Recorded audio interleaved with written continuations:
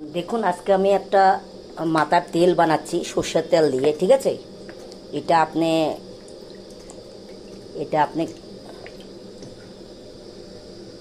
একটা মাথার তেল বানাচ্ছি, আপনারা একটু দেখে নিন এখানে আমি কি কি দিচ্ছি। ঠিক আছে, প্রথম দিলাম লবঙ্গ, দারচিনি, এলাচি, জায়ফল, তারপরে দিলাম মেথি, পাঁচফোড়ন, জিরা, আইজওয়ান, তারপরে দিলাম কালো জিরে, তারপরে দিলাম লেবু,